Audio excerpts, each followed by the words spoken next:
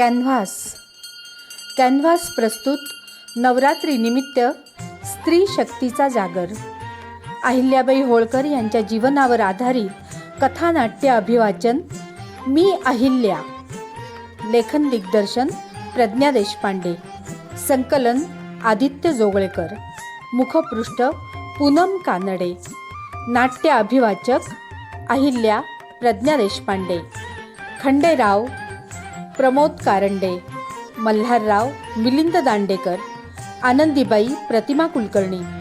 तुकोजी होळकर राहुल विश्वरूपे. निवेदक अक्षय मुदगल. कॅनव्हास प्रस्तुत मी अहिल्या.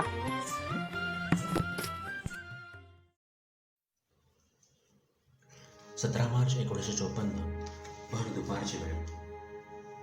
खंडेराव होळकर आपल्या छावणी बाहेर पडले. मागोमाग त्यांची पत्नी अहिल्याबाई त्यांना अडवण्याचा प्रयत्न करत येत होत्या. खंडेराव सावध चित्त रणांगणात जसे असायला हवे तसे नव्हतेच. नशेत डुलत डुलत ते मोर्चाच्या निशाण्यापाशी आले. आणि अचानक फिरत्या तोफेतून गोळा आला आणि त्या तोफ गोळ्याने खंडेरावाचा वेध घेतला. हे खंडेराव म्हणजे मल्हारराव होळकरांचे पुत्र आणि अहिल्याबाईंचे पती. स्वामी, हे काय झाले? तरी मी सांगत होते या वक्ती जाऊ नका. उठा उठा स्वामी. किती विनवलं तुम्हाला पण नाही ऐकलं माझं. मला तुडवून गेलात. आणि हे काय झालं? मामांजी, बाईजी लवकर या. स्वामी, स्वामी.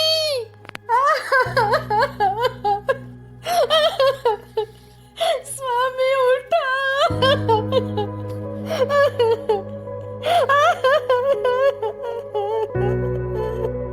अहिल्याचा विलाप ऐकत नव्हता. लढाई विसरून सगळे खंडेरावांच्या शवाभोवती गोळा झाले. सगळं वातावरण उठल्यासारखं झालं. मल्हारराव तीरासारखे धावत आले. अहिल्या, अहिल्या, अगं पोरी काय करतीस? नको नको जाऊस सती, नको जाऊस. अगं अगं गरोदर आहेस तू. तुला सती नाही जाता येणार. माझा एकुलता एक पोरगा खंडेराव माझ्या म्हातार वयात मला टाकून निघून गेला. आता आता तू चाललीस. माझा एक पोरी असं नको जाऊस, असं नको जाऊस. हो श्रीमंत, श्रीमंत आहोत तुम्ही तरी सांगा की अहिल्याला, तुम्ही तरी सांगा. बाई ग, तू आई होणार आहेस. तुला सती नाही जाता येणार. हे बघ, तुझ्या पायावर पाय तर मी डोकं ठेवतो. माझा ऐक. आता अगं आता तूच माझा खंडेराव.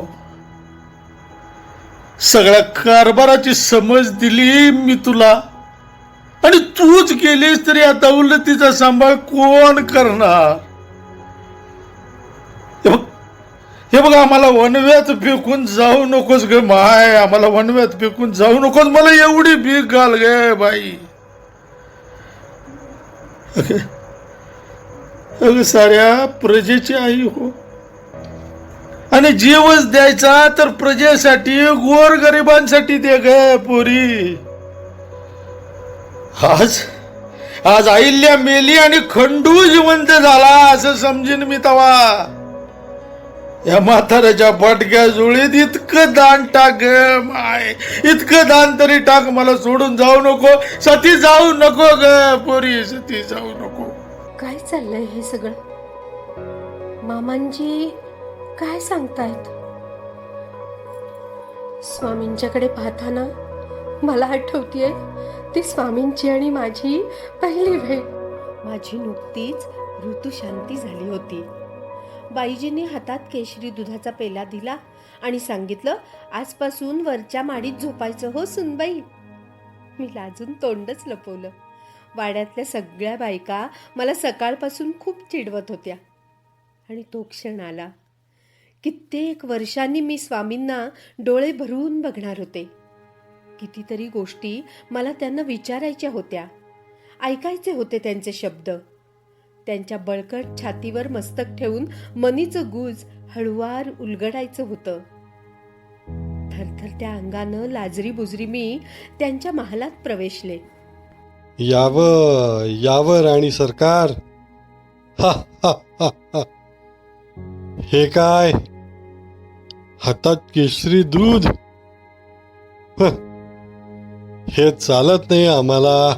असं म्हणत एखाद्या जनावराला ओढावं तसं खसकन ओढून ते धुसमुसळेपणाने मला म्हणाले, समोर ती सुरई आणि चषक दिसतोय ना, ते हवंय आम्हाला धुंद करणार.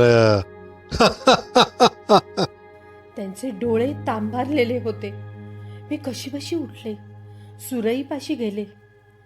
त्यातील द्रव चषकात ओतताना मला कसला तरी दर्प जाणवला. मी त्यांच्यापाशी ते घेऊन जाणार इतक्यात ते झटकन माझ्या जवळ आले. हातातला पेला हिसकावून घेत सुरई हातात घेऊन मोठमोठ्यांदा हसू लागले. खूप घाबरले मी त्यावेळी. नंतर तर त्यांनी ती सुरईच तोंडाला लावली. मी जवळ गेले तर मला ढकलून म्हणाले, दूर हट. शबनम कहाँ है, प्यारी शबनम. तू कोण आहेस तू? अहिल्या खाबर तोंडी. तुला न रंग न रूप. चल हट. शबनम, तिच्या मोजड्या उचलायची सुद्धा तुझी लायकी नाही. शबनम, आना प्यारी. असं म्हणत भेलकांडत त्या सजवलेल्या शय्येपाशी गेले आणि धाडकन त्यावर पडून बरळत राहिले.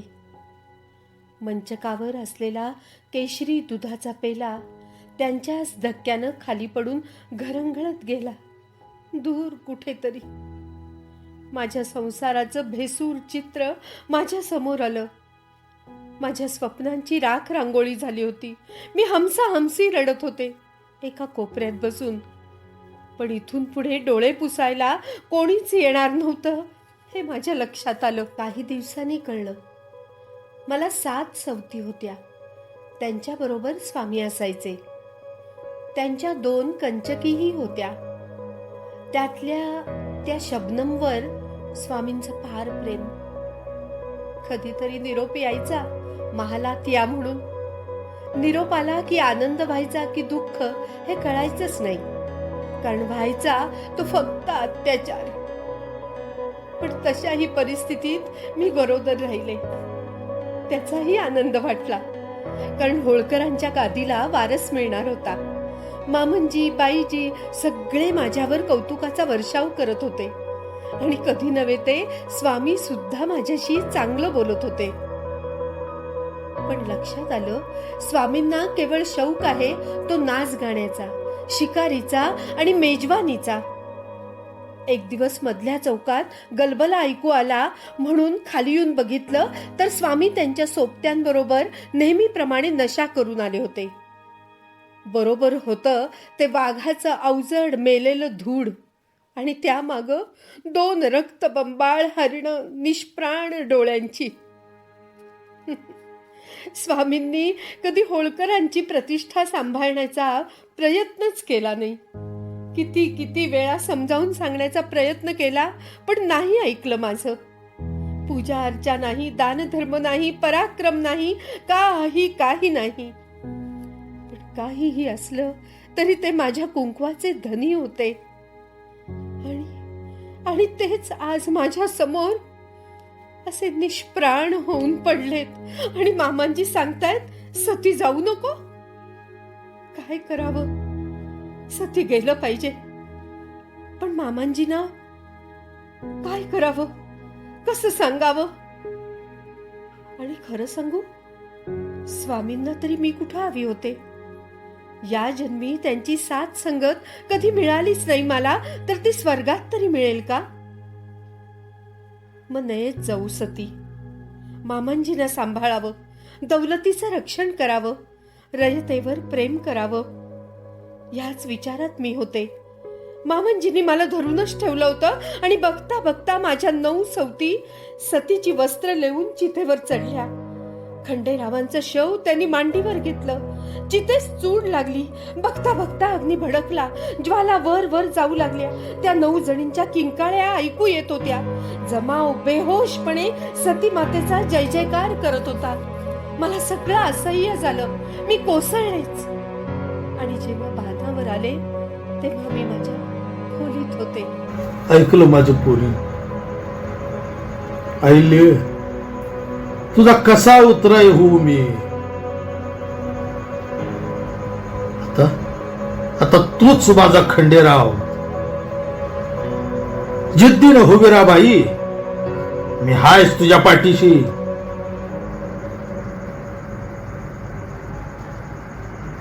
अहिल्या तेज पोरगी. घोडेस्वारी, तलवारबाजी, भाला फेक समज शिकवलं. लिवाया वाचाया शिकवलं. कारभाराची समज दिली. गोळा बारूद आणि तोफांचा कारखाना कसा सांभाळायचा ते बी शिकवलं. आणि आम्ही मोहिमेवर गेलो आणि तिथून परत आल्यावर समजा जमा खर्च आणि सगळी व्यवस्था बघायचो. समजा चोख असायचं. स्वामी गेले तेव्हा गरोदर होते मी. आता आई झाले होते. मुलगा झाला होता मला. एक मुलगी होतीच, तिचं नाव मुक्ता. आता हा मुलगा झाला. मी त्याही परिस्थितीत आनंदात होते, कारण होळकरांच्या घराण्याला वारस मिळाला होता. मामांजीच्या आनंदाला सुद्धा पारावार नव्हता. पहिल्यांदा सगळं बरं होतं, पण नंतर मालेरावांचं वागणं विचित्र वाटायला लागलं. भीतीदायकच होतं ते. हे होळकरांचे उद्याचे वारस. मला भीती वाटायची. मालेराव विचित्र खेळ खेळायचे. तरी घरच्यांच्या आग्रहामुळं त्यांचं लग्न ठरवलं. पण एक काम केलं. लग्नाआधी मुलीच्या वडिलांना बोलवलं.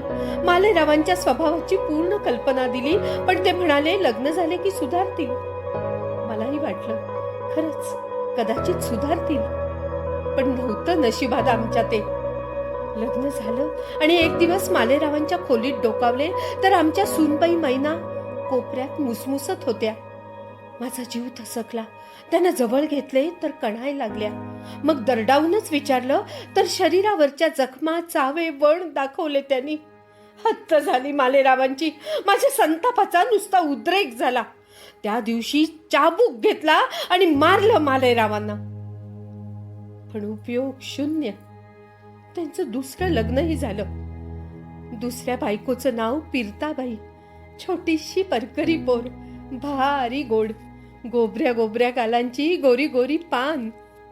2 सुंदर गुणी बायकांशी विवाह होऊन सुद्धा मालेराव नाच गाण्यात, मद्य मदिरेत आणि त्या घुटीच्या गोळीत धुंद होते. मी बाई, विचार तरी किती करायचा. हे सगळं कसं सांभाळायचं. अलीकडं मालेरावांच्या तब्येतीच्या सुद्धा तक्रारी फारच वाढल्यात. त्यांचे वेडेचारही वाढलेत. अलीकडं तर भ्रम होतोय. रात्री अपरात्री किंचाळ तुटतात. एक दिवस सोडून गेलेच ते आम्हाला. आणि मैना आणि पीरताबाई सतीची वस्त्र घालून फुलांनी सजवून आमच्या समोर आल्या. मिठी मारून म्हणाल्या, सासूबाई चितेवर फार चटका असतो का हो? आम्हाला भीती वाटते. पोटात नुसती कालवा झाली. निर्धारानं त्यांना बाजूला करून बाहेर धावले. व्यायान समोर उभी राहिले आणि म्हणाले, काय करताय? या चिमण्या पोरी सती जाणार, त्यांना थांबवा. तर ते म्हणाले, मातुश्री, आमच्या घराण्यात कोणी विधवा नाहीच. ज्यांचे पती गेले त्या सगळ्या सती गेल्या. त्या गेल्या तशा यांनाही जावं लागेल. मग काय, माझ्यापासून त्या दोघींना ओढत नेलं. बघता चितेवर उभं केलं. बघता चितेला चूड दिली आणि चिता भडकली. माझ्या त्या चिमण्या पोरींच्या किंकाळ्या मला ऐकू येत होत्या. त्या बाहेर पडून जीव वाचवायला बघत होत्या, पण लांब काठ्यांनी त्यांना ढकलून आत चितेमध्ये जाळलं जात होतं. आणि मी उघड्या टक्क डोळ्यांनी हे सगळं बघत होते. काही वेळाने हे सगळं शांत झालं. मालेरावच्या मृत्यूनंतर अहिल्याबाई खचून गेल्या, बोलेनाशा झाल्या. आपल्या कठोर निष्ठुर दैवाला निरखत भूतकाळात भरकटत होत्या. पती खंडेराव, पुत्र मालेराव, सासरे मल्हारराव यांच्या मृत्यूने त्या आगतिक झाल्या होत्या. दुःखाचे अश्रूंचे कड आतल्या आत जिरवत मुकाट शोषिकपणे बसून राहायच्या. तेवढ्यात एक बातमी आली. काय? गंगोबा तात्या त्यांनी दगा दिला? राघोबा दादा इंदूरला निघालेत? दौलत बेवारस झाली म्हणून इंदूरवर कब्जा करायला निघालेत? मी ताडकन उठले, सैरभैर झाले. मामांजींचे शब्द कानात घुमत होते. दौलतीचे रक्षण करावे, दौलतीचे रक्षण करावे. मला काही सुचेना. मी ताबडतोब दरबार भरवला. सुभेदारीची वस्त्र तुकोजींना दिली आणि राघोबा दादांना टपाल धाडलं. त्यात लिहिलं, आपण माझे राज्य हिरावून घेण्याचा मनसुबा रचून आला असाल आणि आमचेकडील घरवैद्यास गाठून त्यांच्या करवी काम करायचा आपला मनसुबा असेल तर मजसी काय अबला समजलात की काय? शोकात बुडलेल्यांना अधिक बुडवावे हे तर मोगली मसलत. लक्षात असू द्या, माझ्या संग 50 स्त्रियांची हत्यारबंद फौज रणी उतरेल. तिथेच आता आपली गाठ. मी हरले तर कीर्त करून जाईन, पण आपण हरलात तर तोंड काढण्यास जागा उरणार नाही. अहिल्याबाईस आणि तिचे दौलतीस गट्ट करता येईल या भ्रमात राहाल तर यात आपलं अहितच आहे. हे पत्र वाचताच राघोबादादा खजील झाले. रघुनाथराव आणि आनंदीबाईंनी नारायणरावांचा खून केला. सगळीकडे तीच चर्चा होती. हे सत्तेचे कारस्थान बारबाईने उलटवून टाकले. रघुनाथराव इंग्रजांची मदत मिळावी म्हणून पुण्याबाहेर पडले. आनंदीबाईंना धारच्या किल्ल्यात नजरकैदेत ठेवण्यात आले. मी गरोदर, स्वारीने मला धारच्या किल्ल्यावर रवाना केलं आणि स्वतः इंग्रजांकडे निघून गेले. मला हे फारसं पसंत नव्हतंच मुळी, पण नारायणरावांच्या वधानंतर सारं चित्रच बदललं. नजर कैदेत राहून नुसत्या संतापाच्या उकळ्या फुटत होत्या आम्हाला. पेशव्यांच्या गादीचं संरक्षण करायचं इकडच्या स्वारींनी म्हणजे राघोबा दादांनी, आणि पेशवे म्हणून मिरवायचं भलत्यांनीच. असा अन्याय का? म्हणून केलं बंड आम्ही. राजगादीच्या पेशवे पदाचे अभिलाषी होतोच आम्ही पहिल्यापासून. मी महत्वाकांक्षी होतेच अगदी लहानपणापासून. आणि का असू नये? मोठी स्वप्न पाहिली म्हणून बिघडलं कुठं? पण सारं गणित चुकलंच. इथे धारच्या किल्ल्यात बंदी झालो आम्ही. त्यातच पुत्र जन्म झाला, पण त्यांच्या जन्माचा ना सोहळा ना समारंभ. जीव घेणी घुसमट, ठाकुराची भेटही होत नाही. खरं तर धार पासून महेश्वर अगदी जवळ. सुभेदार मल्हाररावांच्या सुनबाई अहिल्या उत्तम कारभार करतात असं कानावर आलंय आमच्या. त्यांना बघावंसं वाटतं, भेटावंसं वाटतं. खरं तर आम्ही धारच्या किल्ल्यावर आलोय म्हटल्यावर अहिल्याबाईंनी जातीनं येऊन आम्हास भेटावयास हवं. आमची खातिरदारी ही करायला हवी. कितीही झालं तरी आम्ही पेशव्यांच्या कुटुंबातील रघुनाथरावांच्या पत्नी आहोत. पण आल्या नाहीत त्या. आमची वेळ बरी नाही. अन्यथा त्यांची सुभेदारी संपवायला आम्हाला वेळ लागणार नाही. सगळ्याच गोष्टी काही मैदानात आणि रणांगणावर प्रत्यक्ष युद्ध खेळून मिळवायच्या नसतात. अनेक मार्ग असतात फासे टाकून हवं ते मिळवायला. कोण कुठली साधी रूप न रंग एक विधवा अहिल्या, तिची इतकी मिचस. आनंदीबाई म्हणतात आम्हाला. आनंदीबाई, या बाईपासून सावधच राहिलं पाहिजे. महाकारस्थानी आणि प्रचंड कपटी बाई, जणू विषधारी नागिणच. आनंदीबाईंना महेश्वरला यायचंय. त्या नुसत्या येतील, खणा नारळाची ओटी घेतील आणि जातील परत. त्यांचे अनेक पदरी विषाचे राजकारण माळव्यात आम्ही चालू देणार नाही. होळकर घराण्याचा कारभार दुपेडी होता. मुलकी कारभार अहिल्याबाईंकडे आणि फौजी कारभार तुकडोजी होळकरांकडे. पुण्याच्या शनिवार वाड्यात आत माधवराव पेशवे होते. मल्हारराव होळकर वारले. त्यांचा पुत्र खंडेरावांचा मृत्यू त्याच्या आधीच झाला होता. नंतर कारभार मालेराव म्हणजे खंडेराव आणि अहिल्याबाईंचा मुलगा त्यांच्याकडे आला, पण त्याचेही अकाली निधन झाले. त्यामुळे कारभार खंडेरावाची पत्नी मल्हारराव होळकरांची सून अहिल्याबाईंकडे आला. त्यांनी कारभार हाती घेतला तेव्हा देवा ब्राह्मणांसमोर संपत्तीवर तुळशीपत्र ठेवले आणि कर्तव्याला वाहून घेतले. कुटुंबात रक्ताची माणसे फारशी नव्हतीच. तशा त्या एकट्याच होत्या. वय होतं 42. महेश्वरमध्ये अहिल्याबाईंनी सर्व कारभाऱ्यांना निरनिराळी कार्य नेमून दिली होती. शेतसारा आणि कर वसुली हे मुलकी उत्पन्नाचे प्राण आहेत हे लक्षात घेऊन कारभाराची यंत्रणा उभी केली. प्रत्येकाच्या जबाबदाऱ्या आणि कार्ये तसेच पगार या संबंधित तपशीलवार लेखी सांगितले जात असे. प्रत्येक कारभाऱ्यावर त्यांचे लक्ष असे. त्यात हायगाई झाली तर दरबारात त्याची शहानिशा होऊन शिक्षाही होत असे. आम्ही तुकोजी होळकर, मल्हारराव होळकरांचे दासीपुत्र. वय दासीपुत्र, पण त्यांनी काय बी बिघडत नाही. आम्ही बी होळकरच आहोत शेवटी, होळकरांचे वंशज. आता अहिल्याबाई मुलकी कारभार बघत्यात, पण आम्ही समदा फौजी कारभार. प्रत्यक्ष युद्ध मोहिमांवर जातोय कोण तर आम्ही. आणि म्हणूनच रयत आम्हा सुभेदार म्हणतीया आणि अहिल्याबाईसनी मातोश्री. आता आम्हाला बी मातोश्रींबद्दल आदर प्रेम आहेच की, पण अलीकडं त्यांचं वागणं प्रत्यक्ष आम्हाला जा विचारण्यापर्यंत मजल जातीया कशी.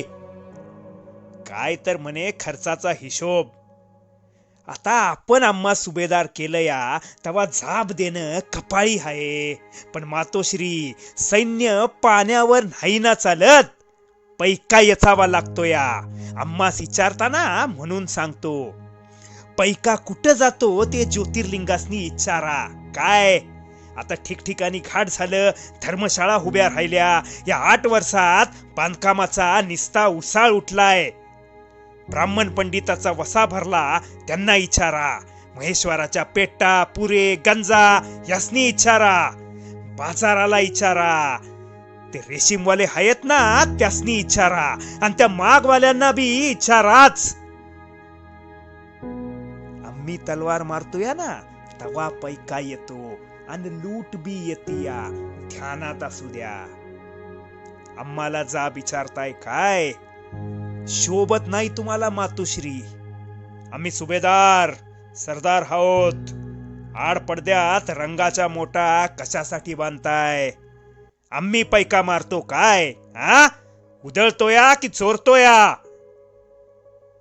गळ्यात दोरी बांधून माकडाप्रमाणे आम्हास नाचिवणे एवढंच बाकी आहे. आता इच्छा असेल ना तर इंदुरासही या. सर्वासमक्ष जा बिचारा, म्हणजे होळकराच्या या वंशाचा लौकिक गगनाच भिडल आणि मग तुम्ही समाधानी व्हाल. सुभेदार, वाड्यावर रोज 300 माणसं जेवतात. त्यापेक्षा तुमची कुटुंबे बडी आहेत की काय? खाजगीचा खर्च सालीना 2-2.5 लाखांपर्यंत. आणि जे महाल सैन्य खर्चासाठी तोडून दिले आहेत ते महाल पण खाजगी प्रित्यर्थ वापरले गेलेत. इतक्या मोहिमा केल्यात तुम्ही, पण त्यातला एक पैकाही सरकारात भरणार नाही. हे कैसे वर्तन? वर आम्हाला विचारता पैका जातो कुठे तर आमच्या खाजगीत? हा काय उपमर्द आहे? ही काय भाषा आहे? सुभेदार, खूप बोललात. आम्ही जो दानधर्म केला, घाट बांधले, देवळांचा जीर्णोद्धार केला, यासाठी एक कवडीसुद्धा सरकारातून घेतली नाही हे लक्षात असू द्या. तुम्ही मनास येईल तसा खर्च करावा आणि त्याचा दोष आमच्या दानधर्मावर करावा हे खपवले जाणार नाही. पुरा पेठा बसवणे, उद्योगास बरकत देणे हे राज्यकर्त्याचे कर्तव्य नाही आहे का? त्याचा जाप तुम्हाच द्यावा आम्ही. ती सत्ताधारी होती पण सिंहासनावर नव्हती. ती मुत्सद्दी राजकारणी होती पण सत्तेच्या चढाओढीत नव्हती. ती पेशव्यांची निष्ठावंत होती पण त्यांच्यापुढे लाचार नतमस्तक नव्हती. ती व्रतस्थ होती पण संन्यासिनी नव्हती. आज फार दिवसांनी नर्मदेला भेटायला आले. तिच्या काठावर बसलं की मन शांत शांत होतं. आयुष्यभर मामांजींनी सांगितलेल्या शब्दांचाच पाठपुरावा केला. ते सांगून गेले होते, दौलतीचा सांभाळ कर, रयतेची आई हो. त्याचप्रमाणे वागले. एवढी मोठी दौलत सांभाळायची होती. मनावर खूप खूप दडपण होतं. वाटलं होतं कुटुंबातले पुरुष आधार देतील, पण आमचे पुत्र मालेराव, त्यांची तऱ्हाच वेगळी आणि फार लवकर गेले ते. नंतर आमची मुलगी मुक्ता आणि जावई यशवंतराव फणसे. जावयांची साथ होती मला काही काळ, पण फार अचानक लवकर तेही स्वर्गी गेले. मग मुक्ता त्यांच्याबरोबर सती गेली. त्यांचा मुलगा नथोबा मोठा होऊन दौलतीला आधार देईल, आमचा सांभाळ करेल असं वाटलं होतं, तर तोही अल्पायुषी ठरला. किती किती सांभाळायचं. अलीकडं दमायलाच होतंय. शरीर साथ देत नाहीये असं वारंवार वाटतंय. आता दौलतीचं कसं होईल? या दौलतीचा सांभाळ कोण करेल? आज रयत सुखी आहे, समाधानी आहे, पण उद्याचं काय? हा विचार जरी मनात नुसता आला तरी सैर भैर व्हायला होतं आणि रात्र रात्र डोळ्याला नीज येत नाही. तुकोजी बाबा आहेत, पण त्यांना हिशोबाचं जमत नाही आणि हिशोब पक्का ठेवल्याशिवाय कारभार कसा चालायचा? मामांजींनी हिशोबात पक्का असावं असंच सांगितलंय, पण तुकोजी बाबांना ते कळतच नाही. असू द्या, काशी विश्वेश्वराच्या मनात काय असेल त्याचप्रमाणे होईल.